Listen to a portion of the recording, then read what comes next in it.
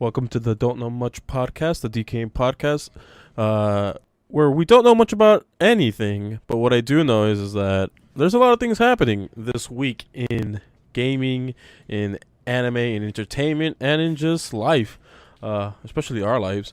Last week we touched upon the state of play of Sony's little showcasing they had this week, and is Xbox and Summer Game Fest. Currently, the PC showcase is happening right now, which is looking pretty okay. I don't really like the whole talk show formula when it comes to like revealing their games and stuff. I'm not sure about you, but I like how indie developers can get their the word in when it comes to what they want to say with regards to what they're developing. But it's not for me. Most of these game reveals, shows, or whatever, they're not too exciting for me either way. So I think like with the PC showcase thing, like I get what they're going for, but like I remember tuning into like the first one because it was a new thing at the time, because there wasn't like a PC like presentation. We had E3 with the Sony, with the Nintendo, and the Microsoft, but now like for a PC things, like, oh shit, most people do it, because I think nowadays like more and more people, with like how popular PC gaming has gotten over the years, it's not like a thing that needs to be promoted. It's just like game comes out, if it's on PlayStation, it's on PlayStation, but if it's multi-platform, it's most likely gonna come to PC, and with like the PC not having like one company to represent it, like how do you properly represent the PC platform in a showcase? You know what I'm saying? right. With the Nintendo Direct, you have, okay, this is games all being announced for one system. With Xbox, it's one system. With PlayStation, it's another system. So yeah, we're kind of in the middle of a announcement spree right now. We had Summer Game Fest back in June 9th, earlier this week. So a lot of smaller shows are being done right now. Marcos and me just finished watching, literally at this recording, we just finished watching the Bethesda and Xbox presentation, which we'll get to that later. But let's first talk about the announcements that were shown off in Summer Game Fest, because I actually have a lot to say about that. So let's just go down by the list and then we'll talk about it. So the presentation first started off with Street Fighter 6, mainly the showing of a new character is Guile, of course, the classic Guile from Street Fighter 2. He's back, as back. I appreciate that at least he's announced this early on and not like as DLC character later on, like in Street Fighter 5. But I'm not gonna lie though, Marcos. I'm not gonna lie though. Like Street Fighter 6, I'm kind of excited for it. Like I am legitimately looking forward to it. I spent the other day watching a stream of Max watching gameplay footage of it, and like giving some context in his experiences and things like that. And I gotta say, I really, really dig Street Fighter 5 from a movement perspective. I think graphically the game looks amazing. I like the animations a lot. It looks like it's a nice combination of hand animation with mocap, and it doesn't look like janky at all. It feels like actually really fluid.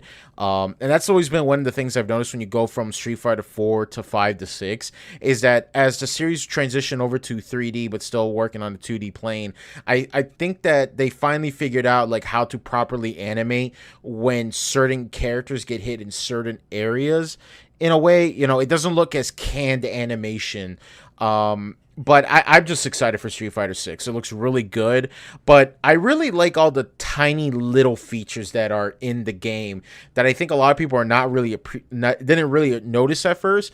But there's a lot of cute little things I like about it. The main thing that makes me have a big stupid grin on my face is that there is in-game, like built into the game, in-game commentary, like esports commentary of player 1 and player 2, like what is player 2 doing now. And it was like, and I kind of like that, because like if you're like me, if you've seen a lot of FGC events and stuff, you kind of want to know what it's like to be like, hey, what if I was in one of those events? What if someone was commentating over me? And I thought like, hey, maybe I kind of dig that.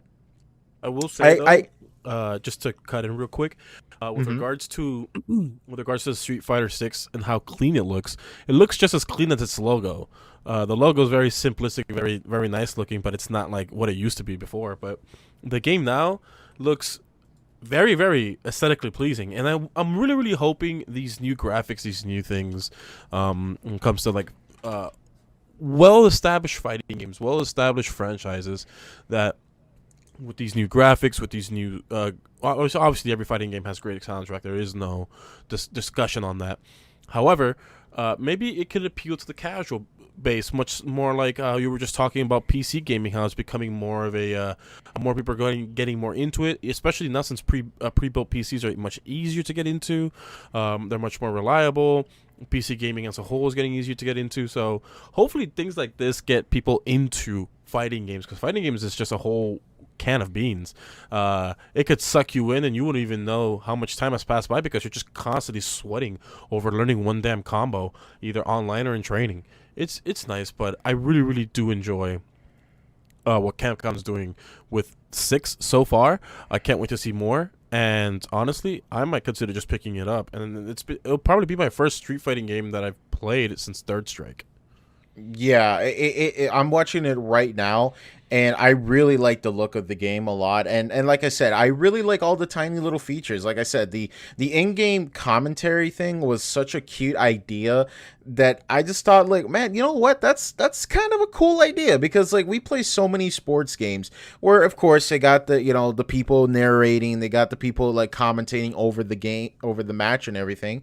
And I thought, like, man, you know, like, why hasn't a fighting game done that yet? Because that makes sense. And yeah, I know that some people are going to bring up, like, well, the Street Fighter 4 Ultra guy used to, like, be really animated. And that's very true. But this was, like, realistic. Like, I didn't even realize that it was, like, a fake in-game commentary until later on, where I realized, like, oh, they're not mentioning anybody's names. They're just saying player 1 and player 2, like, oh my god, look what player 2 is doing right now. And I thought, like, man, that is really fucking clever. I really dig that. I thought that was like a completely unnecessary feature, but I think it's kind of cute. I like it. I definitely am looking forward to it. I'm watching the footage of it right now, and I think that this game looks amazing, and I really dig it. We're just gonna have to wait and see. I still find it really interesting, though, that the game is still not coming to Xbox One, but it is only coming to PS4, PS5, and the Series X's, but not and of course PC, but not getting a Xbox One release. I just find that really interesting, considering that Street Fighter V wasn't released on the Xbox the previous generation. So I think it kind of incentivized a lot of people picking up a PlayStation, and thus making the PlayStation 4 the dedicated console for tournaments. So, you know what? I'm excited for Street Fighter 6. My bad. I kind of am back in the Street Fighter mood at the moment. I'm actually downloading a bunch of Street Fighter games right now to sink my teeth back into them, because I like Street Fighter. I like Street Fighter a lot. I got really into the franchise after Street Fighter 4 because it was the first Street Fighter I ever bought. But it eventually got me into playing like the Street Fighter games, because the only Street Fighter experience I had was I knew the characters, but I mainly knew them from games like Marvel vs. Capcom 2. So I'm really looking forward to Street Fighter 6. I can't wait for that to come out.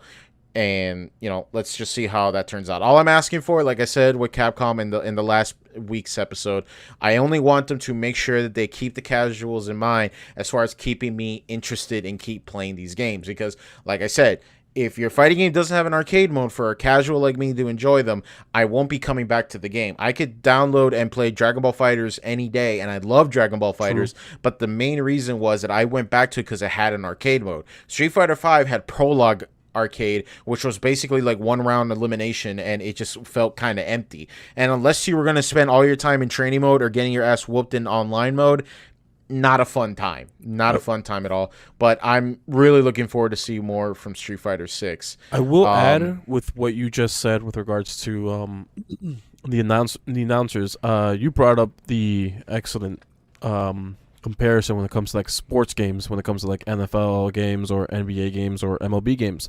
There's WWE games. They have that too. Exactly. One thing about those games is obviously they take inspiration from with regards to their real life counterparts, especially like with the UFC games, which, as unpolished as the UFC games are, they still have their commentaries. Which, speaking of, like even in Smash Bros, when a character's at over a certain percentage and they're fighting, even the crowd will start cheering Audience. for you, or the Yeah. audience will start cheering for you, right? That's quite normal, and at least in the Smash community. And things like that, as long as they're not too cheesy, like, oh, he just did a parry, or he just did this, or this character just did that, or oh, what a nice block. Like, if it's not too cheesy, I don't think it'd be such of an eyesore or ear sore. More so like nice parry, or nice block, or nice ultimate, or stuff like that. Like, No, actually, to be honest though, the in-game real-time commentary feature was actually really impressive. Like, I didn't even realize that it wasn't fake until later when I realized they never said the players' names. They just said player 1, player 2, but it wasn't like Ultra Street Fighter 4 where like the announcer was like fucking going ham on it, and they'd be like, there's gonna be a move no one's gonna forget. But it was more like, oh, and let's see, follow up meaty, and it was like, wow, they're actually using like fighting game terminology, and I was like, oh shit. And I was like asking Max in the chat, like, wait, how's their commentary? Was there a tournament? And I was like, no, dude, that's just the in-game commentary. It's like, oh, that's fucking cool. that's sick, actually.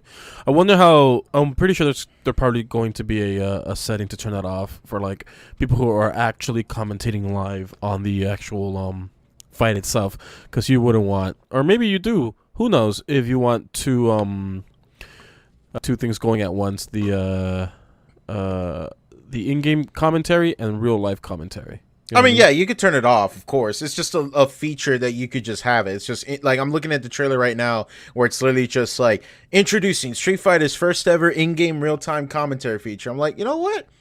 I like it. That's kind of cute. It is unnecessary. I've heard people apparently wanted this to be a feature, but I would have never thought of it. Like, I just would never think like, oh, if you want commentary over your match, either you do it, jackass, or you go compete and then you get someone to commentate over your match. But no, they actually just built it into the game. And I'm like, you know what?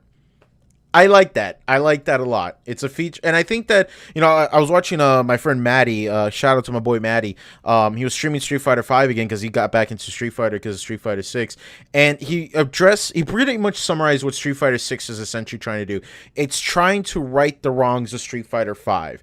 Where it's trying to introduce more features, have more content, more gameplay, and I think that that's very important for Street Fighter, because like I said with Street Fighter 5, I enjoyed Street Fighter 5 as a premise. The problem is though, as a casual fan, it wasn't incentivizing me to keep playing it unless I'm just going to grind my teeth into the online mode just to barely get enough fight money to buy the characters, which to be fair though, I do like that a lot. I like the fact that I could get my characters, the DLC characters, without spending money, but the time it took to get enough fight money to unlock a character, and that's assuming you win a fight, that's not just playing.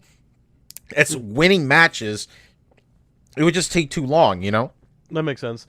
I will say that's one thing a lot of these fighting games as a whole tend to lack after a while is the replayability when it comes to just what you want in the game to not only give your casual base a nice healthy flow of entertainment that doesn't involve online play, because obviously online play can get very, very sweaty. This is where people who play competitively or play a little bit more religiously or just play it because it's something they like to do, the veteran players, they prefer the online aspect more, just playing online. There's different solutions to that, but when it comes to casual base, just like a simple nice story mode that's replayable, like an NG Plus or something, can really. Or a good example would be like in a smaller scale, like look at Smash Bros. For 3DS. Like my favorite thing to do in Smash Bros. And 3DS when Smash for Wii U came out was to go back to play Smash Run, because that was my favorite mode in Smash Run 3DS. was actually really fun. I really was sad that I never brought it back, because I felt like that feature should not have stayed only on the Smash for the 3DS. I feel like it might have been an experimental thing, and maybe perhaps someone looked at the data and was like, hey, people liked it, but not as much as we would have wanted it to be. Albeit the Wii U version didn't have a Smash Run variant or anything. It had similar to Smash it. Party, but it was awful, and It's I not the didn't same. even- It's literally not the same, yeah. Mm-mm. Smash Run was fun only because you were able to unlock things that you could use to further enjoy your future endeavors in Smash Run once more, with certain items, with certain boosts, so on and so forth. And not gonna lie, I've gotten good with characters that I've never played before in Smash 4, but through Smash Run specifically, I started getting used to it. Now I play some of them in Ultimate, specifically Rob. I didn't know how to play Rob whatsoever, and then I picked him up in Smash 4. And in Smash Run, I started learning more about him. And guess what? Now he's a really nice side or pocket character for me in Smash Ultimate, and I love playing him. But when it comes to, and I'll end it with this, with this Capcom, with the Street Fighter thing. Street Fighter 6, yeah. I just hope that more than anything, Capcom does what it's always done and just support the game the way it's always have. Because I feel like this game, competitively speaking, is going to have a much more of a cultural impact compared to its to Street Fighter 5. Yeah, I think Street Fighter 5, it just became a problem where it's like Capcom sold this game and they told you like, okay, if you really want to get your money's worth out of it, you essentially have to be competitive. And I mean, like, legitimately, we expect you to get into esports, or not esports, like run your local FGC tournaments and stuff like that. And I think as a casual fan like me who doesn't care for that kind of thing, it kind of negated me. Like, look, all I'm asking you, Capcom, is like, please, for now on, if you're ever going to release a fighting game, please add it a basic arcade mode, because casual people like me play the arcade mode. I don't want to get my teeth carved in every time I go online. I just don't want to get into that mess. I mean, even online, certain online components have a skill-based system when it comes to, like, it matches you with players who are at a similar level as you, which some people like and hate that concept because people can just make Smurf accounts. Yeah, I was about to say that, yeah. But there's certain ways to get around Smurf accounts, because I think, and I might be going too far into this because Modern Warfare 2 is being announced, and they're yeah, we'll get to that later. Right, but one thing that Modern Warfare 2 is going to have, and it looks like it's going to continue using the skill-based matchmaking, it's legit going to pull you out of a game mid-match if you're doing literally too well. So there's no way you can Smurf in the new Modern Warfare 2. But when it comes to fighting games, I wonder how they're going to like give like anti-Smurf, or in this case, to not use the lingo, anti someone who's a pro player but on a new account, basically making a false or loophole into the skill-based matchmaking in fighting games. Because, if you're just a casual, you just picked up Ryu because, I like Ryu, and I see him all the time. I played him in Smash Bros. Let me play this game. You go up against this guy who's also a level 1, and he's just he's just infinite comboing you. You have no idea how to get out of it. You don't know what to do. I'm interested in what Capcom is going to do for Street Fighter 6 on that, because that's one thing that really pisses off the casual community. My only gripe is that I don't like that in Street Fighter is that I don't know which one fixed this issue, but I think 4 had it, where it was like, if you rank up in the online as one character, if you go back to pick another character, you start at rank 1 again. And I kind of like that, because that sucks if like you want to experiment and play as another character, but you're playing against all these people who have like mastered that one character you're matched up against, rather than you who just started out, So then eventually leads you back into ranking down. But look, I think I get it. Yeah. Let's just move on from the Street Fighter thing. Long story short, I'm super excited. I can't wait to see more of this game. We'll leave it at that. Sure. Let's see. What else did they announce? They talked about a new Alien game got revealed. The last one was the horror-based one was pretty good.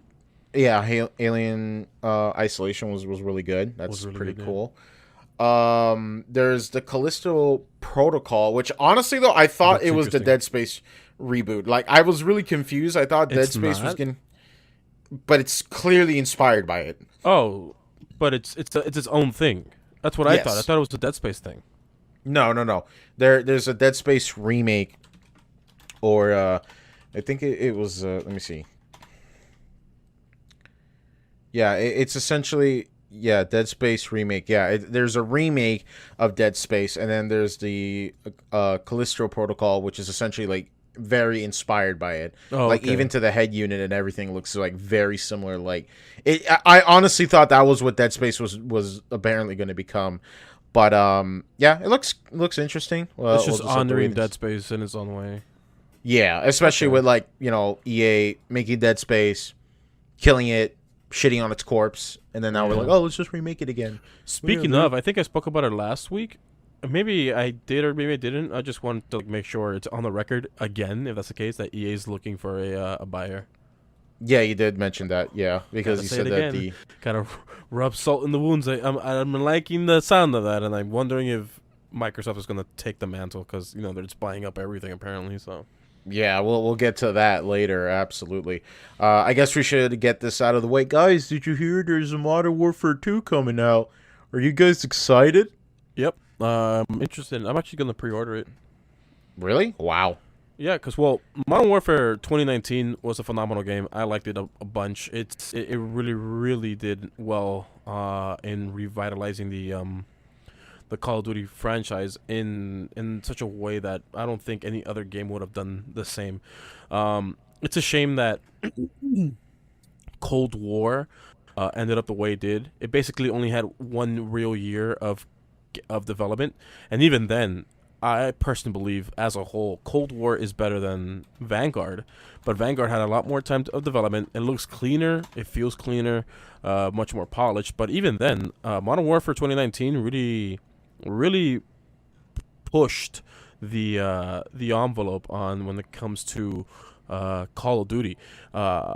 It's going to fix a lot of the broken stuff that has been involved in the previous Call of Duty, in the last 3 years, I should say, which was Vanguard, Cold War, and Modern Warfare 2019. So Modern Warfare 2 2022, I'm excited. A lot of balancing stuff. It's going to have a lot more content compared to its previous entry, Modern Warfare 1 2019. So I wonder how much further Infinity Ward's going to go into, because they had a full 3 years of development. I'm not sure what last Call of Duty game had a actual, like, legit full 3 years of development, taking the same data that they got from Warzone, Modern Warfare 1, and all the other Call of Duties, Cold War and Vanguard, and they're putting it into this Modern Warfare 2. Obviously, I'm just more excited to see how Infinity Ward, which is essentially a at this point, a golden development team, because back when they used to do the original Modern Warfare 2, they were legends, and now they're doing this again. So let's just hope they don't get cucked out for a Modern Warfare 3 type of thing, because lawsuits and stuff. But I'm only excited to play it just because I know it's an Activision Blizzard IP at this point, but it's still something that I like to play. Just Call of Duty as a whole. I'm looking forward to it. It seems something that the FPS genre needs. It looks like it's going to be a better game than most. Yeah, I just can't agree with that, unfortunately. Like, my take on the matter is, I saw the trailer reveal. I wasn't excited for it. I already was, like, checked out of Call of Duty. Because, like I said, I got into the franchise at World at War. I was very early on with the Call of Duty, hype cycle of, from 2010 to when did Modern Warfare 1 came out again? 2007, right? I think so. So from 2007 or 2008 to 2010, by the time Black Ops 1 came out, I was like done with the franchise at that point. It's like, okay, this is going to be an annual franchise that is not going to keep me as long or keep me caring.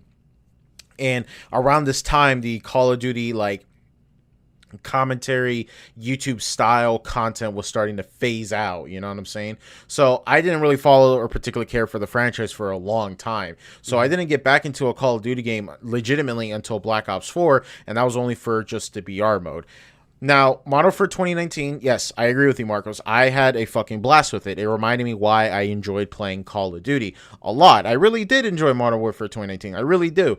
But, at some point, I knew in the back of my head that this eventually, I'm going to stop playing it. I'm not I'm not 16 anymore. I just don't really care for Call of Duty anymore. It's not my thing, Just say you're bad at FPSs. I understand. No, I just play better FPSs. That's the problem. And that's what I look at it, is I see Call of Duty shallow, and that's fine. There's nothing wrong with that. It's shallow to a fun point. It's a fun kiddie pool.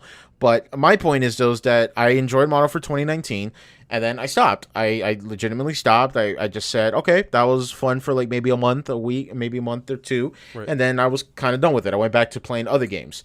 And then Warzone came out, and it got me back into playing it. And then Warzone, for better or for worse, was kind of fun. Then by the time Call of Duty Cold War was released, I was like, okay, yep, I'm timing out. I'm not interested. I got my money's worth.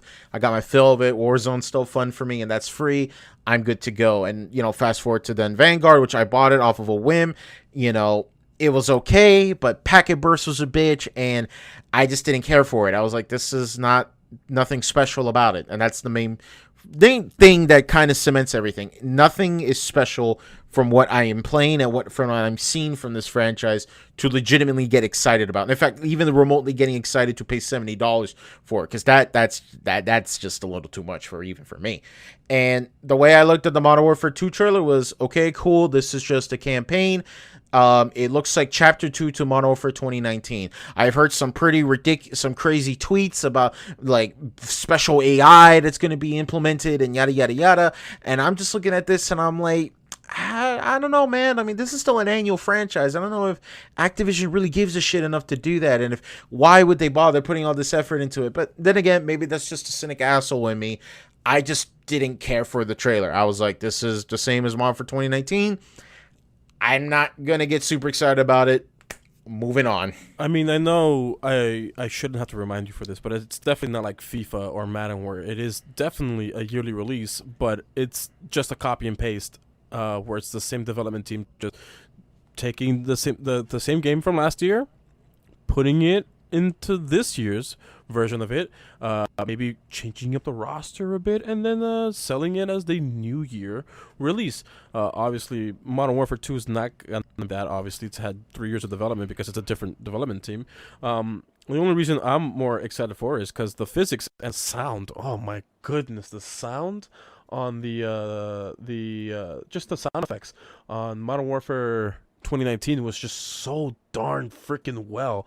And when you look into it and how much time they actually spent on developing sounds, on like recording all the sounds, on how long it took them to get all the sounds they actually wanted, it was phenomenal. Like Infinity Ward did spend a lot of time on this. I'm not trying to soy out on this company, but when it comes to Call of Duty as a whole, Infinity Ward did go all out on 2019.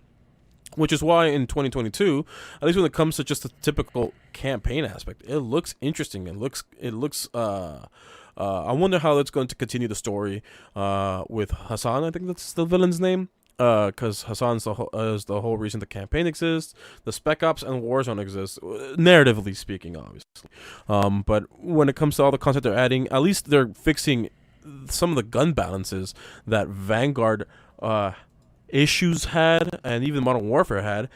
They're adding, I think, let me see, 7 attachments total, but the way they're balancing everything, it seems quite realistic. Yeah, that 20 attachment per gun shit in Vanguard was fucking ridiculous. 10, but yeah, I know what you're saying. Dude, yeah. It was ridiculous. And for like a World War II shooter, it just felt worse. And I think the Actman, which we'll get to that later, I think he pretty much summarized what was the problem with the attachment system, because the guns took so long to get into a high enough level to get all the decent attachments. You're playing against kids with console controllers and with aim assist with like 50 different attachments that made their give me that. Oh, come on. Listen. Okay, that. I'll tell you this right now.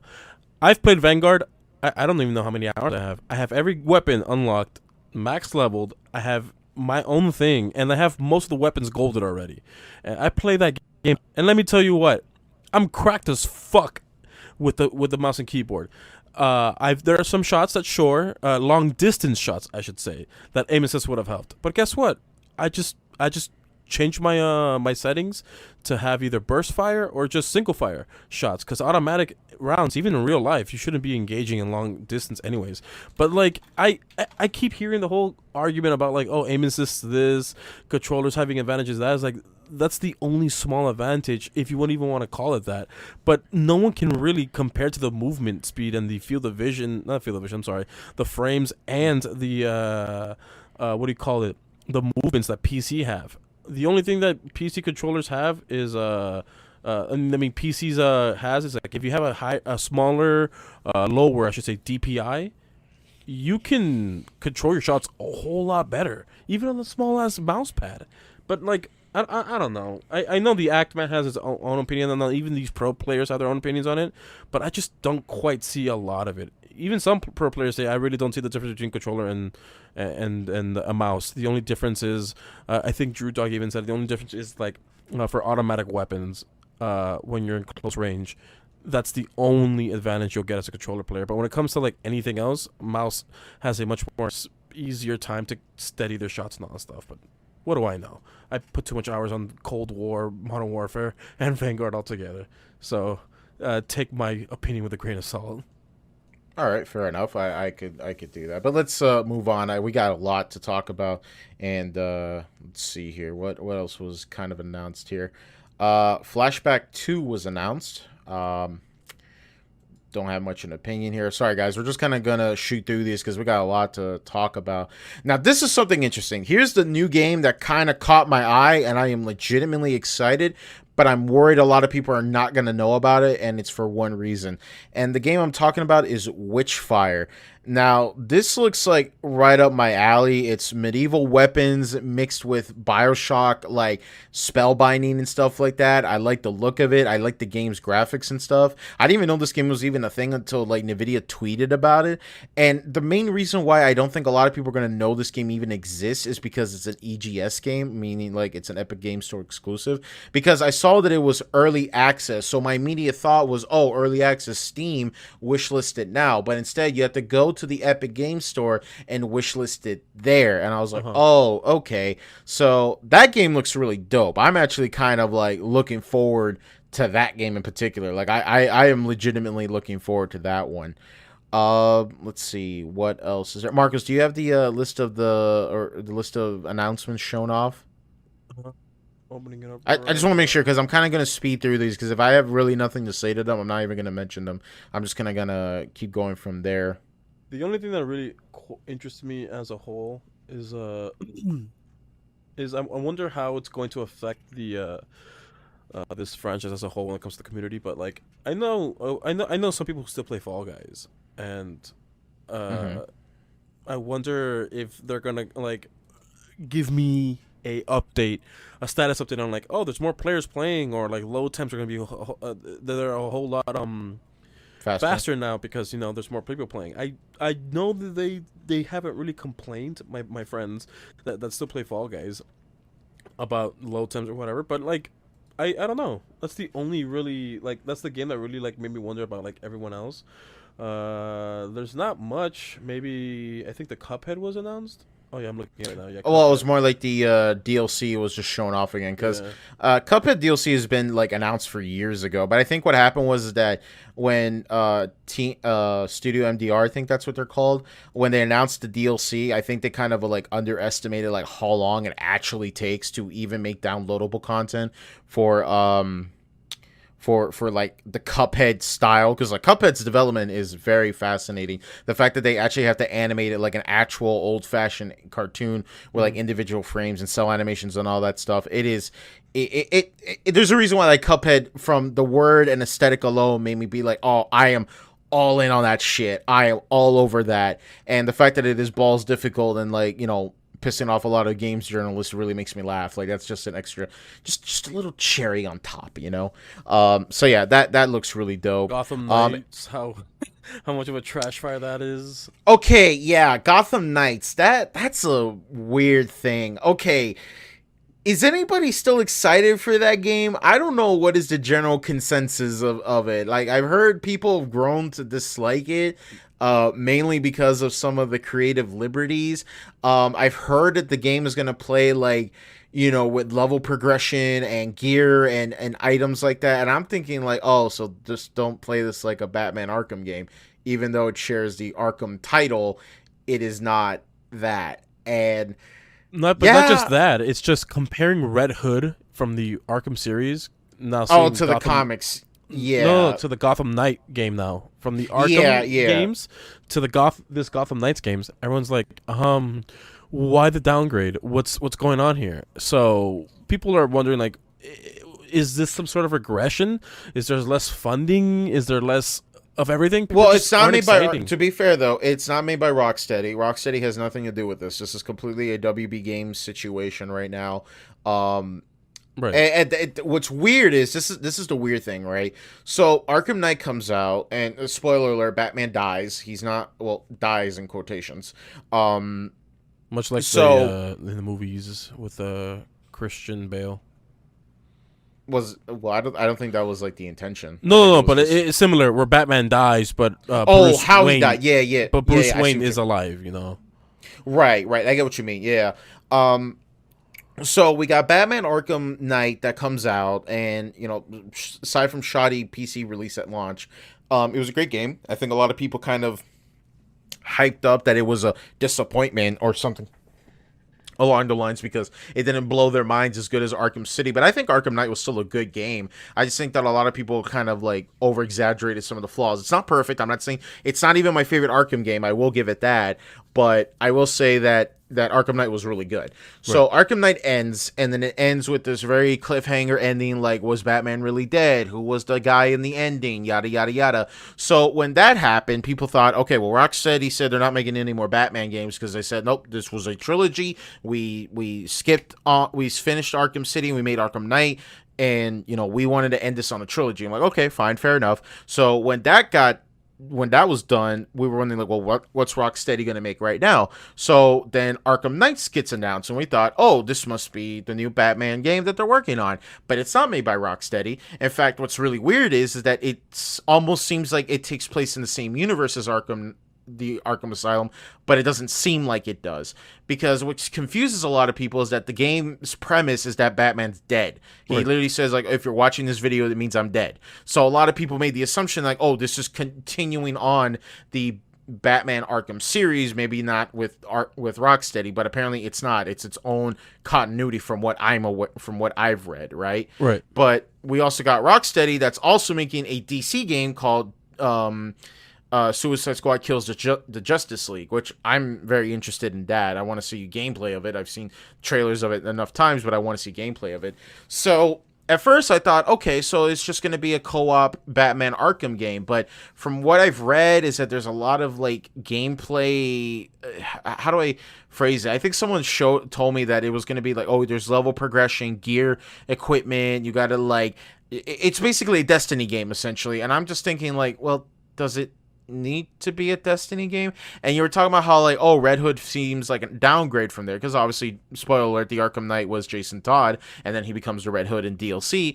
Was the fact that he's shooting people with guns, but they're not killing them; they're just like bouncing off of the bullets, unless Yeah, it's he's funny. telling them that like, oh, and it's like really weird because it's like, well, why bother using your guns shooting from a distance that doesn't look like it's doing much damage when you could absolutely kick ass? Like, you were a Robin. Like, what the fuck are you doing? And then there's also the thing that he has like mystical powers and shit, which kind of looks really weird when in the grand scheme of things. Like, Batman's hero partners aside from the Justice League are all like fairly human. So the fact that like Jason could just suddenly fucking warp jump everywhere just makes it look really weird. But fuck it, it's its own game. I'm gonna wait it out. As a Batman fan, I look forward to it. I know I have a friend of mine who's really excited to play as Jason, so we'll have to wait and see on that. But I'm probably, if I had to bet on which one I'm more excited and I think is gonna be better, I'm gonna bet on Suicide Squad Kills the Justice League, because that's probably more of my alley on that matter. Whoa, edgy. Yeah, pretty much. I mean, but yeah. Anyways, let's moving on from there. Let's see what else kind of caught my eye. Well, there's only one more. Well, actually, there is a game that I'm actually super excited. It's coming out later this week, Marcos. I am super fucking excited for TMNT Shredder's Revenge. I love Turtles in Time. It's easily my favorite beat 'em up of all time, hands down.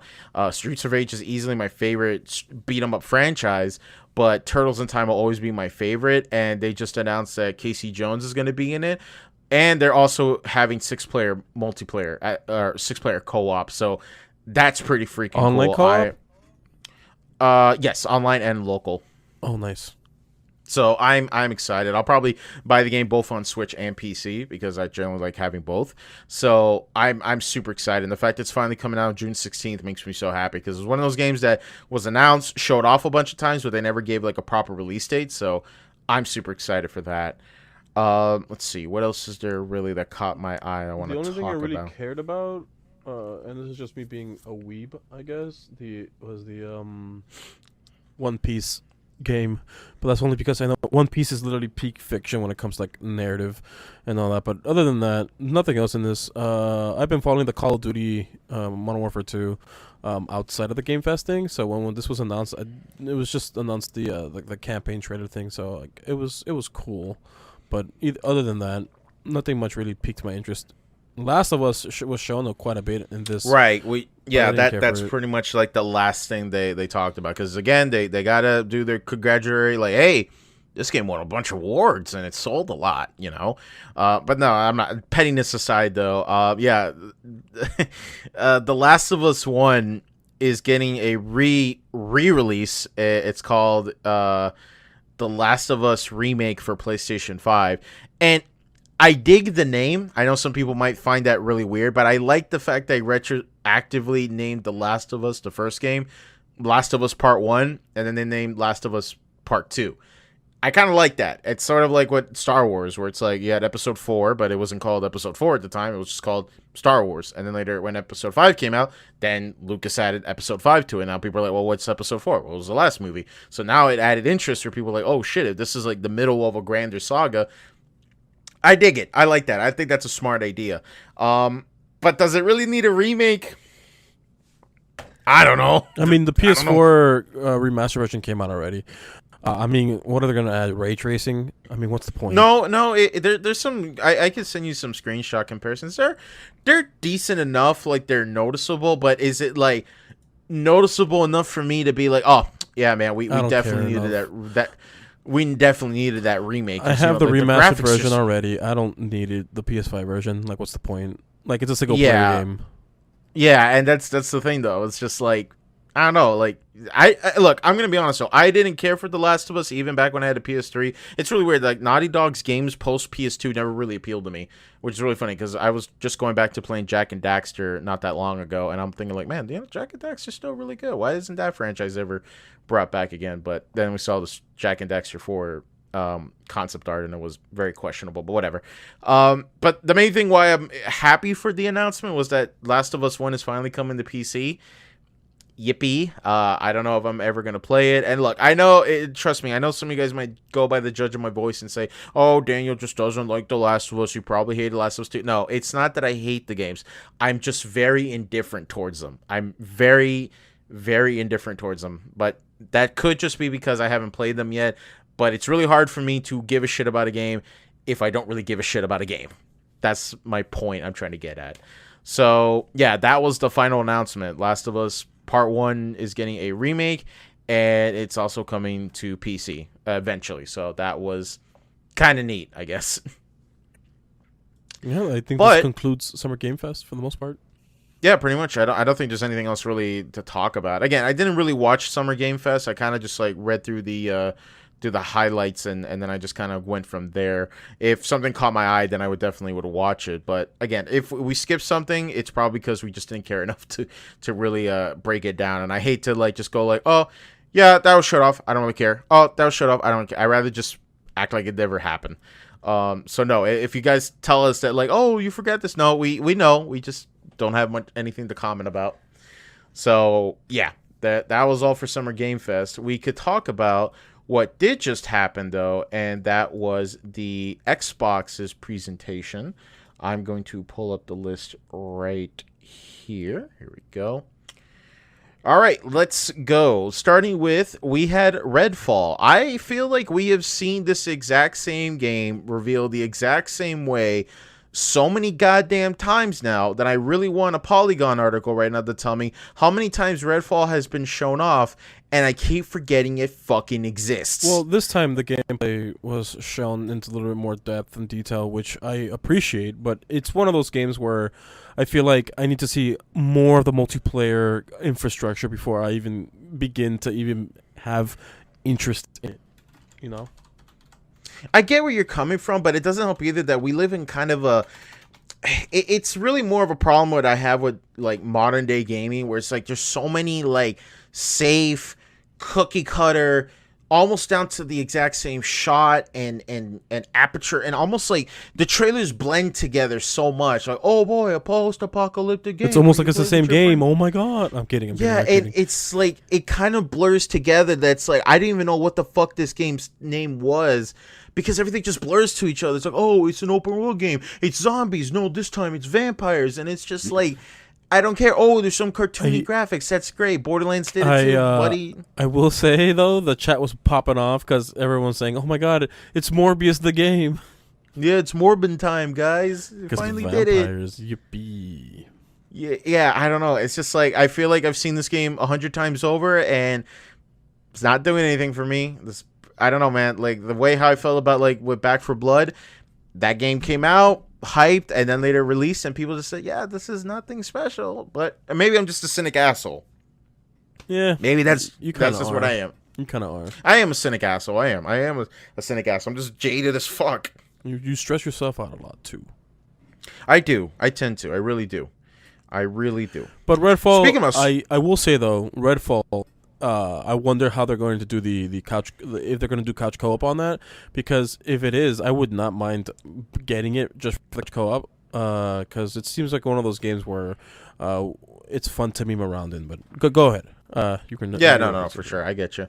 I was just gonna add on to the comment about like stressing myself out. Hey guys, want to add some more stress? Hey, Hollow Knight Silk Song. It exists. No release date though. That was funny. Fucking bad. Well, we were watching, this was right before you just joined in the Discord server. You we were just talking about it. I was like, "Where's the release date? Where's the release date?" And then it didn't catch up. Once you caught up, you didn't see anything. No release date, nothing. It was such a shame. Like, at least give us a year, you know? Like, I feel like you can appease a lot more people if you just give a random year, even if it's 2024. Just yeah, I mean, like it's one of those things where it's just like I said with the Redfall thing is like when you show enough trailers, and I get it. It's not like so like Hollow Knight is like blurring into other games at any time soon. But the problem is those just like.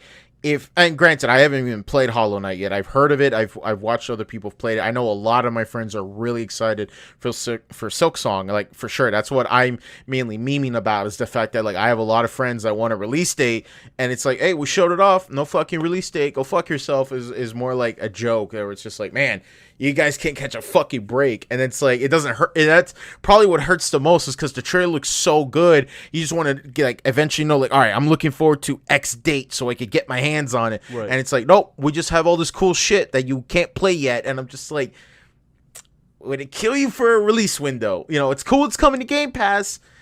Yippee. But when the fuck is it coming out? I just feel like, sure, we got more gameplay and cool that exists. I just don't think it's like the smartest option. Well, what do we know? We're not analysts. We're not some sort of game developers. We're not people who look at the public's view on things. So what's the benefit of some sort of analysis going like, hey, maybe we should announce it like this, but no release date, because the release date we're not even confident we're gonna release it this year. It might come out next year. Stuff like that. Like I want to know what goes into like whoever's in charge of that. If you want my take though on like what is not a good idea is not releasing a trailer that hypes you up for a release of more trailers. Kingdom Hearts 3 essentially. That burnt out a lot of people. I think a lot of people just got fed up at that point. They're like, look, I don't give a fuck about trailers now. I know what the game looks like. I want to be surprised when the game comes out. Can we please release the game? It's the same thing with with another game that we're going to talk about from this showcase, Starfield specifically. I know some friends who were really, really excited to have this game finally come out, and then they're burnt out now. Yeah, it happens. It like I said, it definitely happens. To me, I like to know when a game comes out, get excited, and then hold that excitement in.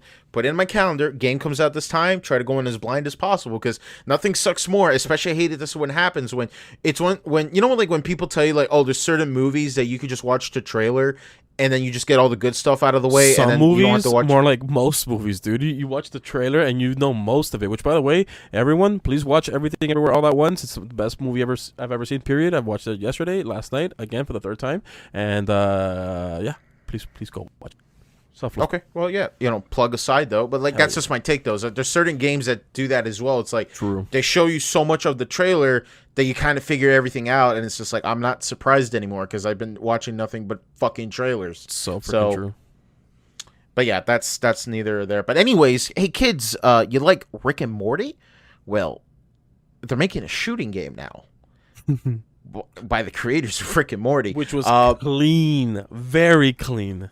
Yeah, it looked like it was actually a game. It wasn't just like, oh, haha, funny excuse for jokes and obscure humor. Like, no, it looks like it's a good shooter that just has a really good humor in it as well. So it looks kind of cute. I'm watching the trailer of it again right now. Looks like it might have some fun platforming, so that's pretty neat. Um, yeah, I got nothing else really to say from It there. looked clean. Obviously, I want to know more about the story.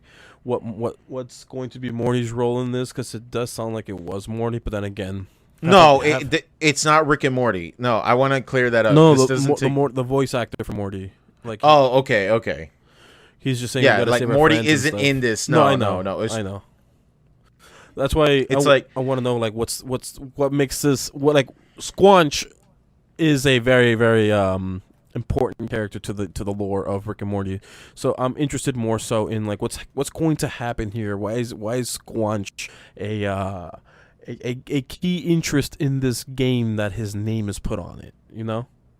right. No, I get you. I see what you mean. My thing is that I just want to know, like, how does the writing? Because this isn't the first time we've seen a game have like the Rick and Morty like writers. Like, it's a thing people do. It's just like, oh, made by the writers of this or that. Right. But like there was like Trover Saves the Earth, which is like this really obscure like VR game that existed that was mainly for comedy. But that's fine. I don't mind if it's okay for me to have like good comedy as long as the gameplay is good. You know what I'm saying? Because at the end of the day, you're selling a game, not a YouTube video. You know what I'm saying? Which we'll get to that later. So in other news, so as you guys could probably tell, Microsoft is really like doubling down on this Game Pass thing. And just to get this out of the way, I think it's a smart business strategy, but it's sort of one of those business strategies that it's mostly reward and no risk at all. Now, what I mean by that is that obviously, though, with every game they announce, they say coming to PC and Xbox and Game Pass, right? And it's Right. like that's like the one thing they keep reminding you every fucking time. They keep reminding you this is on Game Pass, this is on Game Pass, this is on Game Pass. Because clearly that's what Microsoft wants to sell you. They don't want to just sell you a console, they want to sell you a subscription model to play games on said console. It's a smart business strategy. I respect that, right? So what I mean by that is what I mean by like no risk is the fact that let's say you're watching the showcase and maybe one game catches your eye and maybe everything else kind of doesn't. Here's the good news, asshole. That same price that you're probably paying for to play that one game you're going to get also has the other games you might not even give a shit about, but it's in your library no matter what. So, like, if you complain about it, and that's what people do, is that people complain and they'll be like, oh, but man, I don't want to spend $60 on this, but I want to spend $60 on that. Well, good news, asshole. That $60 you would have spent or whatever amount you're going to buy for that one game you're going to get is also included with the other games you might not even be that interested in. Right. So, even if you don't like it, the only response I would tell you is like, well, you're already paying for it and you don't even have to use it. You already got the shit you want with the price you're paying for. And it's like cancel imagine anytime. exactly, and it's like if Netflix did like something similar like that, like shows or movies coming to Netflix. It's like, well, even if you don't like anything that's announced, it's just more shit coming to Netflix. It's not like they're taking anything out. Right. So I just want to get that out of the way. It's a smart business strategy. I think that it's very smart that Microsoft is doubling down on the Game Pass thing. I don't know if I'm going to renew my subscription anytime soon. But I think it does give incentive and credence to it. Because like I said, even the worst games that don't interest me whatsoever, if I have Game Pass already, I might as well give it a shot so it could quench my curiosity, So That being said, one of the biggest issues that Game Pass had this year alone, and I'm pretty sure you were aware of it, Daniel. I brought it up, I think, one or two times in the past. It's mainly the whole, hey, Game Pass hasn't released anything huge in 2022, specifically like a AAA title or a Xbox like Xbox or Microsoft specifically.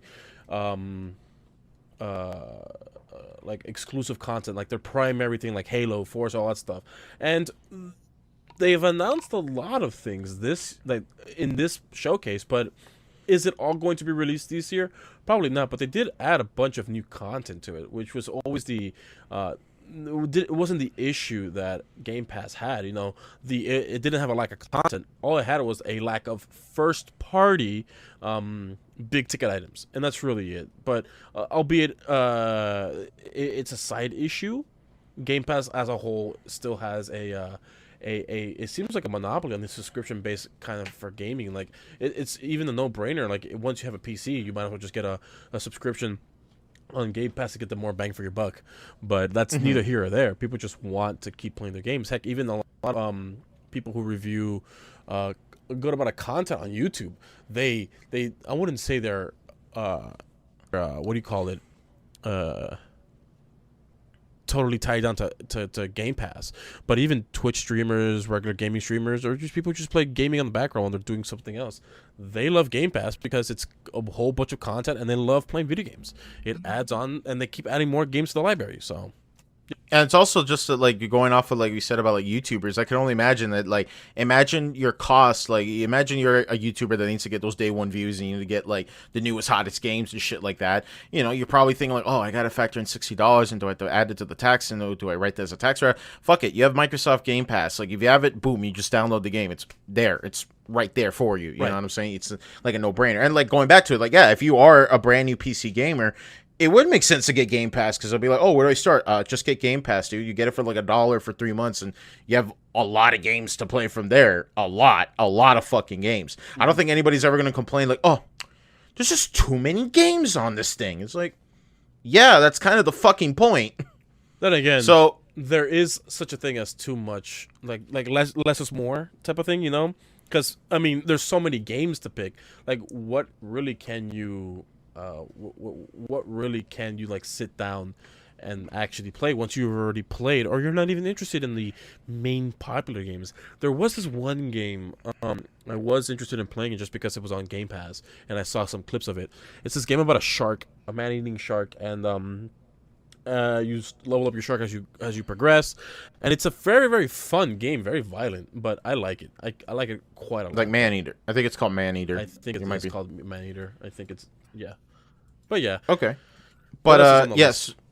But yeah, that was the reason why I went on that Game Pass rant. It's because Riot Games decided to show off in their presentation that they have added all their games to a Game Pass. And you might be saying, but Danny, aren't these like free to play games? I always get kind of confused when like free to play games get added onto a storefront. Like, I was downloading the EGS launcher to play the Fortnite, and I noticed that Genshin Impact was there, and I was kind of confused. I was like, why is Genshin Impact a free-to-play game on Epic Game Store? And I was curious about it. I looked it up. I was like, what happens if you download like Genshin Impact on the game on Epic Games versus just downloading the game separately? I'm like, well, you just download it, you launch the game, and then the launcher opens, and then you launch it from there. And I'm like, okay, I guess it's good for like organization. It's still a free-to-play game, right?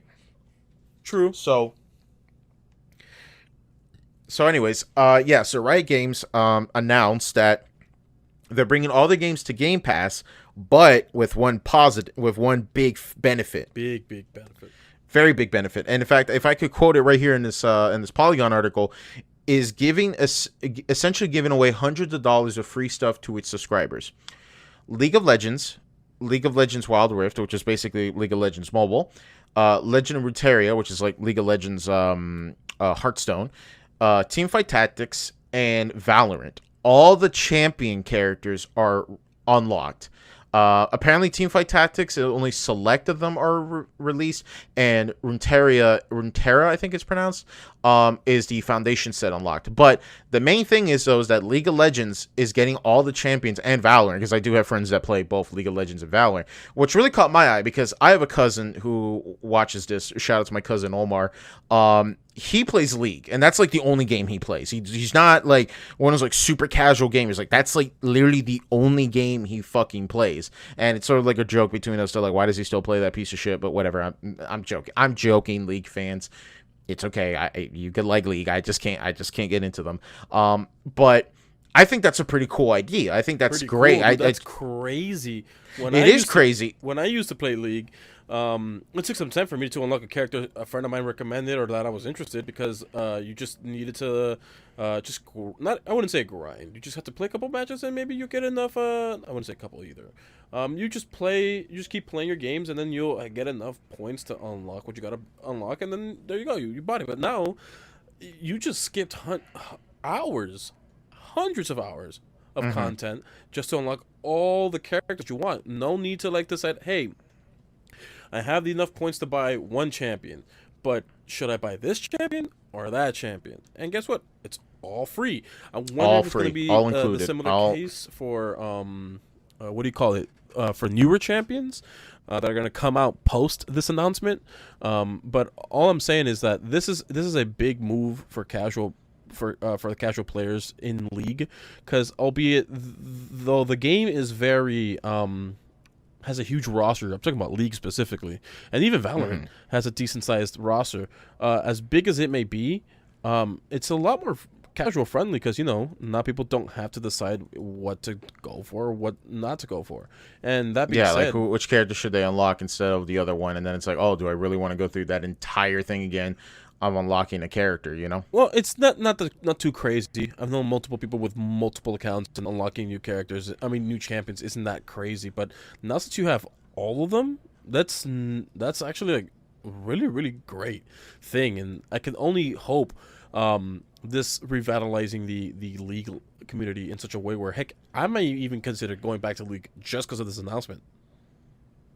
But I don't know. I mean, I feel like that they're out there in the world. There probably is a MOBA that I legitimately will get into, because I think the concept of it is very interesting. I just couldn't get into League, and my history with League was like back in circa 2013, when like League of Legends was still a new thing and all these people were really getting into it, especially YouTubers and stuff like that.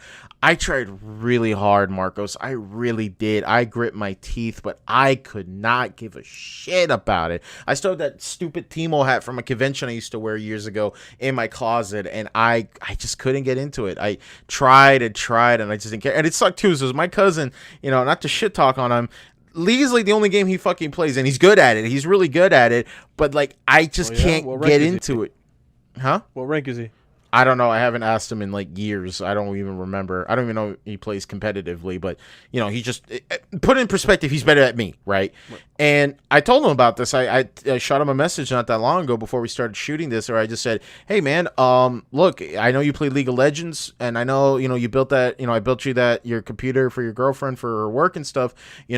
And I know you still play League on it. Look, man, if you get Game Pass for like $1 for 3 months, dude, you could get all the champions, you get to get the game you want and all the content unlocked. But dude, you also get a massive fucking library of games to play with me right there. Like, there's no loss. You know what I'm saying? And I can see that where like a lot of people are going to be like, man, I want to play League of Legends, but damn, should I just download the base game, or should I just pay for $1 to get League of Legends with all these other content and all these other games included with it? It's pretty smart. I think that's a really crazy. Given that most of the content that was just announced is mostly a PC thing, so like League of Legends, I'm not talking about like the mobile version of League. I'm talking about just League. It's as a whole is a PC thing. If you just paid $1 for Game Pass, and even for your cousin, maybe that $1 for 3 months will be worth. But will he renew his subscription? Nah. Maybe. Probably not. No, I told him about it, and I don't think he's really that interested. Like I said, I asked him that all the time. He's like, dude, why didn't you try to like play anything else other than League? Because like you have a computer now that could do that. I get it if you were, only had that one laptop you were using that could only run League. I'd be like, okay, yeah, I don't blame you at that point. But it's like, hey, man, like, now you got a computer. Why don't you like play the Fortnite or the Call of Duty? You see, when it comes to this League thing, I will say this. Most people who like your cousin play this game a lot. Something like this wouldn't quite be that big of a thing for them, especially if well, for most League players I know, they have multiple accounts because it used to be super easy to get your account banned if you're just being a little bit toxic, but just a little bit, just a little bit trolling. If you're in this new camp of things like the casual players or new players, it's like, hey, I have an interest to play League now because friends are playing it, and now I can unlock all of the characters because I already have Game Pass. Sure, why not? Or someone who just recently got banned could get back onto the grind, unlocking all they gotta unlock just to get back up to the level that they were with the champion that they love playing. It's going to be a no-brainer that this is good for everyone, maybe except to veteran players who already have everything included that Game Pass already has. So like, but other than that, yeah, like, I think it's just, yeah. In the end, I think it's just a really cool thing. I think that's kind of cool. They just said, hey, all the characters unlocked. If you have a Game Pass account, whoopity fucking do. Right. That's pretty dope. Maybe I'll give it a shot if I ever renew my subscription.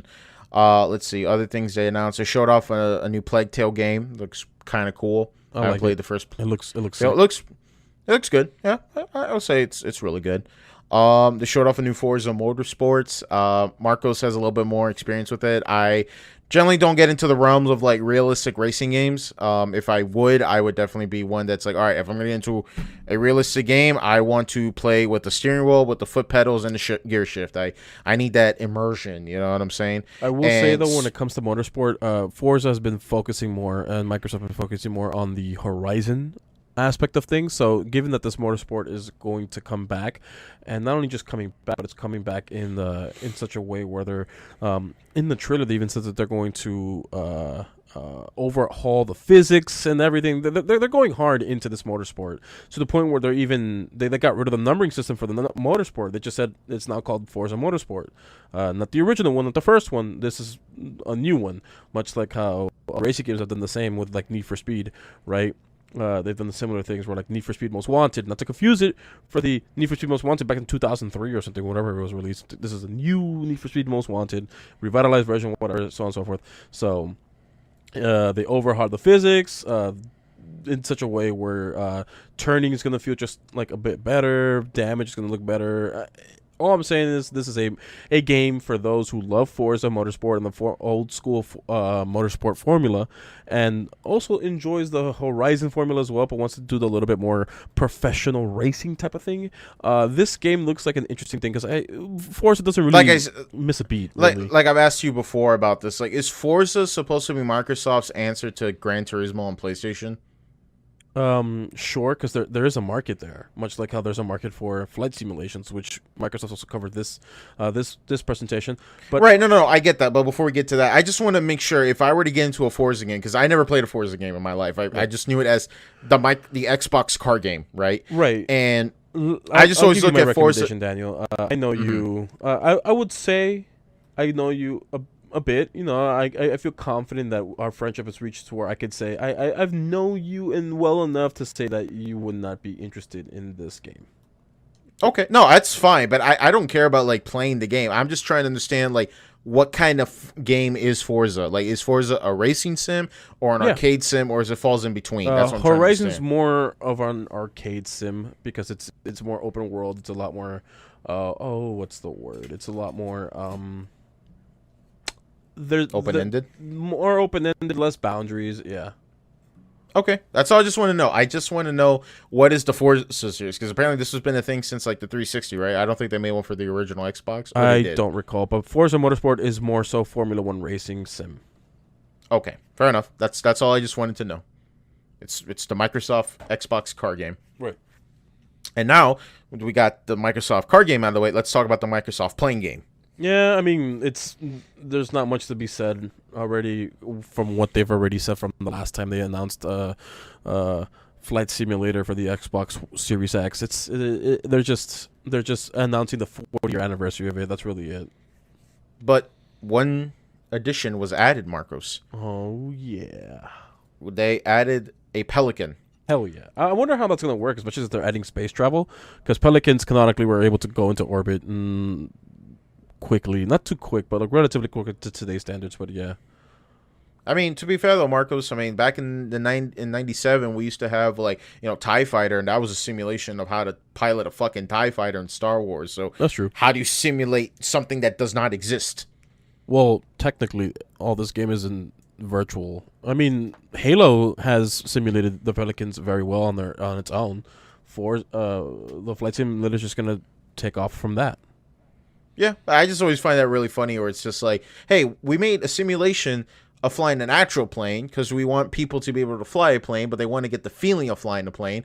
But how do you get the feeling of flying a spacecraft that doesn't exist and it's pure fiction? And then you play like Star Wars, not Rogue One. Oh my God, what was the Star Wars pilot game? I was so excited. Squadrons. There you go. I love Squadrons. I was so fucking excited for Squadrons.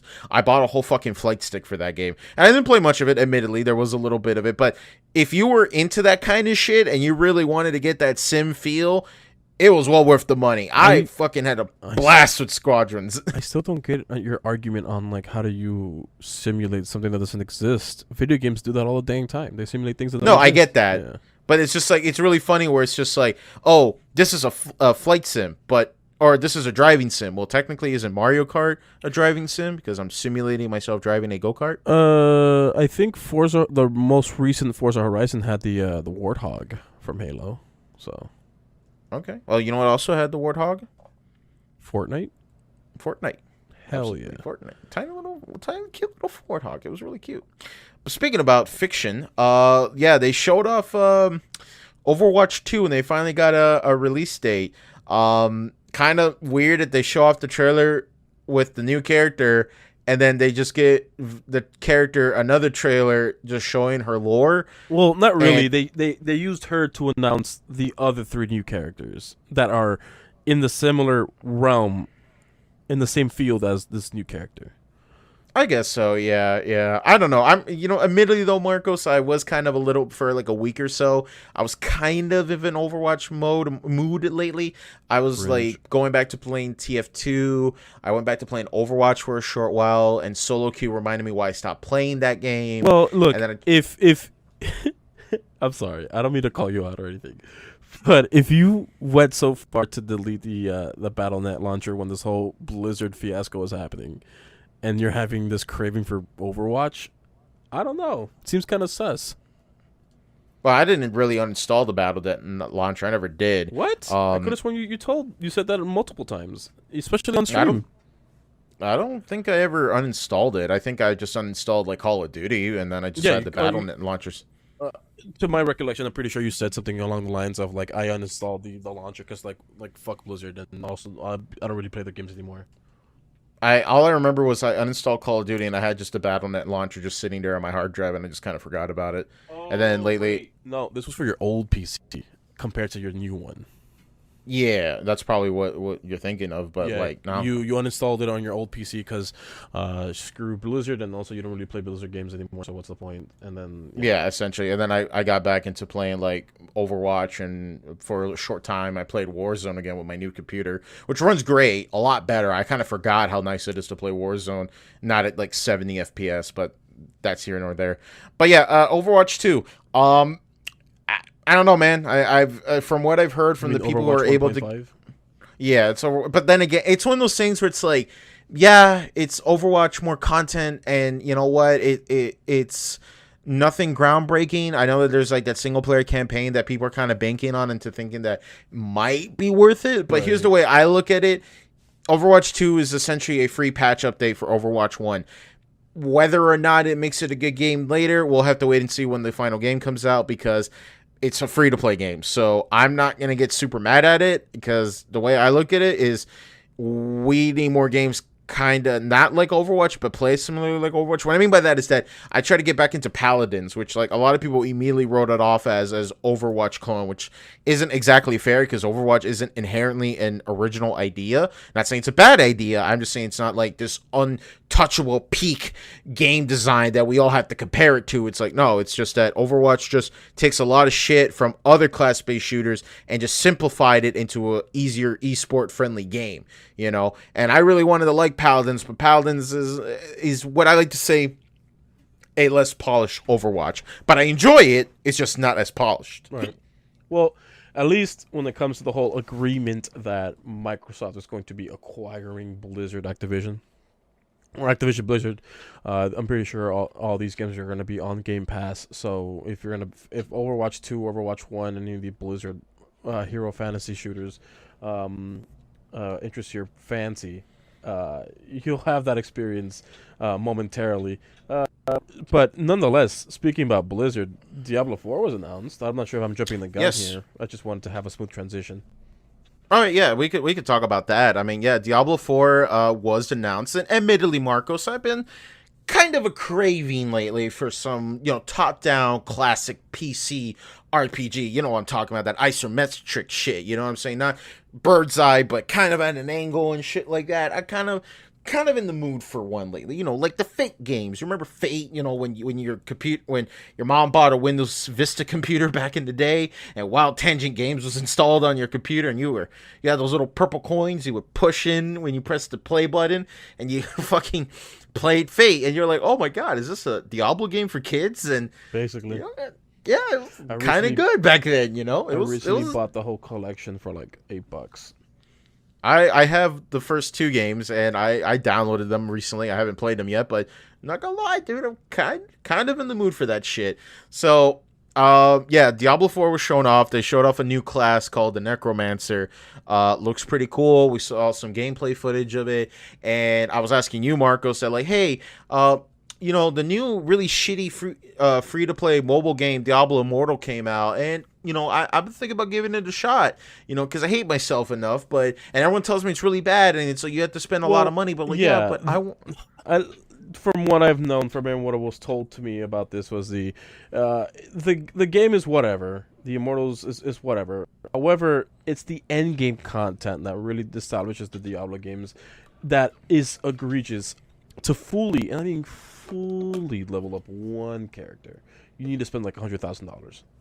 Yes, that is the crutch of the problem, where it's just like that's the only thing that keeps me in my mind whenever I'm like I'm gonna get into Diablo Immortal, and everybody keeps telling me it's like, oh, this game's bad, I don't like it, but they're streaming it every day, and I'm just like, Money. what are you doing? Am I missing something here?